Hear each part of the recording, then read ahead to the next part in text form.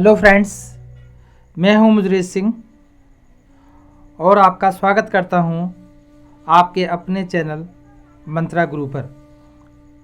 दोस्तों, इससे पहले हमने चर्चा की थी सिंधु घाटी सभ्यता की अर्थव्यवस्था पर, जिसे आप लोगों ने काफ़ी पसंद किया। आज हम जानेंगे सिंधु सभ्यता का पतन या ह्रास अथवा विघटन कैसे हुआ। दोस्तों, हड़प्पा सभ्यता का पतन कैसे हुआ, इसके बारे में विद्वानों की अलग अलग राय हैं। हड़प्पा के पतन को पुरातात्विक साक्ष्यों के आधार पर कुछ इस तरह समझा जा सकता है। हड़प्पा, मोहनजोदड़ो और कालीबंगान जैसे नगरों का पतन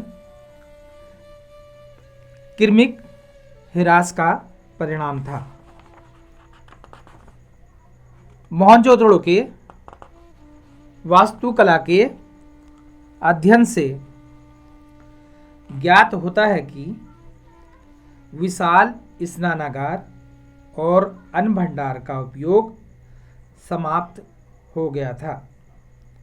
कहते हैं अंत में मोहनजोदड़ो 85 हेक्टेयर से सिकुड़कर मात्र 3 हेक्टेयर की छोटी सी बस्ती रह गया था। हड़प्पा का पतन उनसे भिन्न संस्कृति वालों ने क्या होगा। ये सिमेट्री एच कब्रिस्तान एच संस्कृति रही होगी, ऐसा विद्वानों का मानना है। परिपक्व काल में जहां 174 बस्तियां थीं, उत्तरवर्ती हड़प्पा काल में ये 50 रह गई। त्रिभुजाकार हड़प्पा की सभ्यता के लोग गुजरात, पंजाब और हरियाणा को चले गए होंगे। सिंधु सभ्यता का पतन 1800 ईस्वी में पूर्ण हो गया होगा, क्योंकि 1900 ईस्वी पूर्व के अंत तक मेसोपोटामिया के साहित्य से मेहलुआ शब्द गायब हो जाता है। हम पूरे दावे के साथ यह नहीं कह सकते कि हड़प्पा सभ्यता का पतन किर्मिक हुआ होगा, लेकिन इसके कुछ प्रमाण अवश्य उपलब्ध हैं। दोस्तों, कुछ विद्वान इसके पतन के कारणों को आकस्मिक पतन में खोजते हैं। अतः आकस्मिक पतन के निम्न सिद्धांतों की चर्चा करना आवश्यक है। बाढ़ और भूकंप का सिद्धांत। इस सिद्धांत का समर्थन R.L. रेइक्स ने किया है।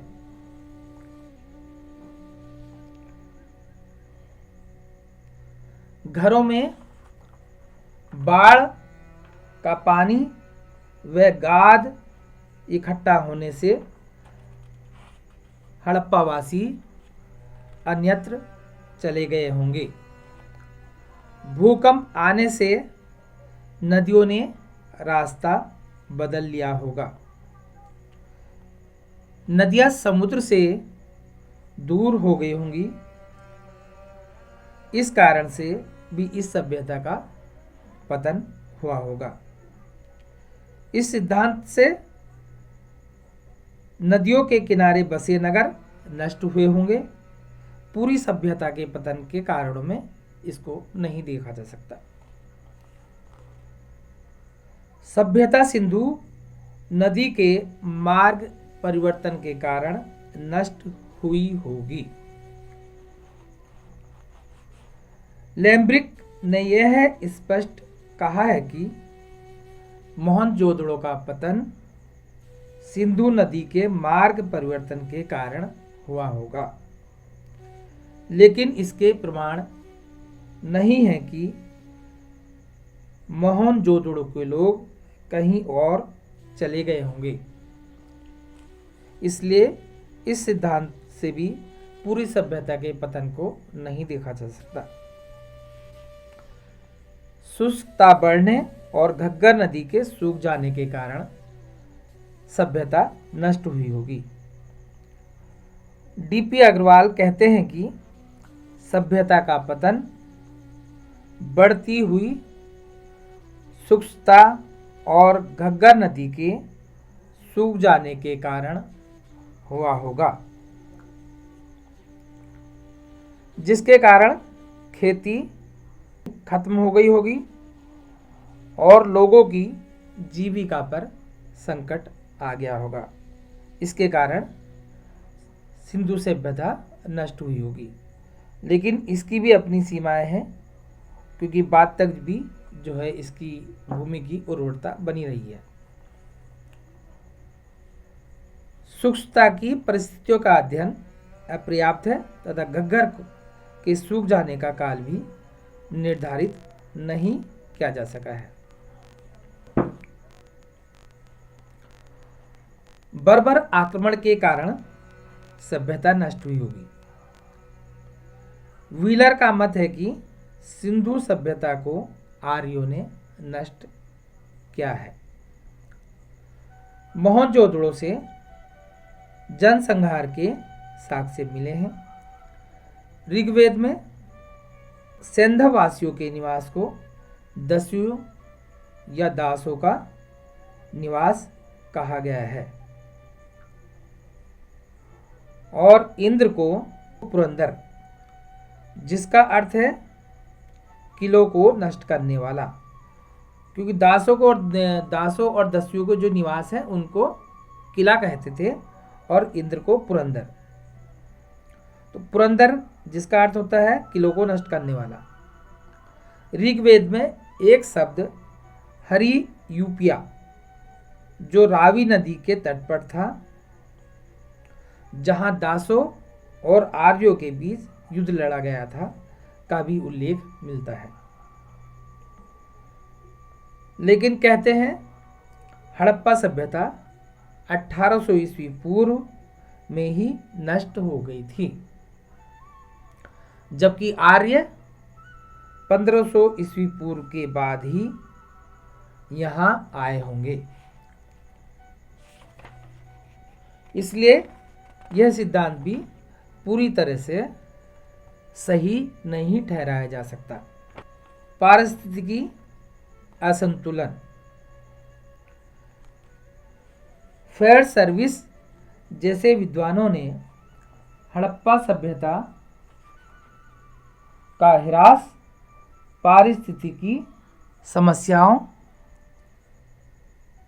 के रूप में स्पष्ट करने का प्रयास किया है। हड़प्पा के ग्रामवासी उपज का 80% खुद उपयोग करते थे एवं 20% अन्य क्षेत्रों में भेजते होंगे या बेचते होंगे।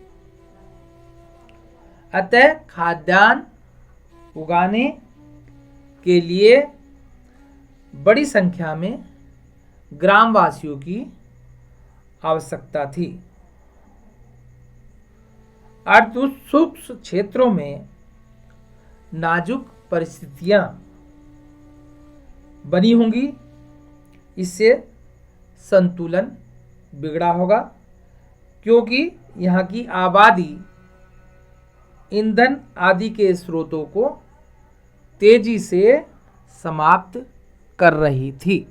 स्रोतों के समाप्त होने पर आबादी पर महान संकट आ गया होगा, जिसके कारण सभ्यता नष्ट हुई होगी। इस सिद्धांत की भी कुछ सीमाएं हैं। जैसे भूमि की उर्वरता बाद तक भी बनी रही है। इसका मतलब यह दोस्तों कि यहाँ बाद में भी खेती होती रही है। इसलिए इस सिद्धांत को भी हम पूरी तरह से सही नहीं ठहरा सकते। किसी एक मत या सिद्धांत को सैंधव सभ्यता के पतन का कारण मानना न्याय संगत नहीं होगा। अंत में कह सकते हैं कि जीवन स्तर में कृमिक ह्रास ही सभ्यता के विनाश का मुख्य कारण रहा होगा। इस प्रकार हम देखते हैं दोस्तों, सैंधव सभ्यता नष्ट हो गई होगी, उसमें एक कोई कारण नहीं रहा होगा। धन्यवाद। जय हिंद, जय भारत।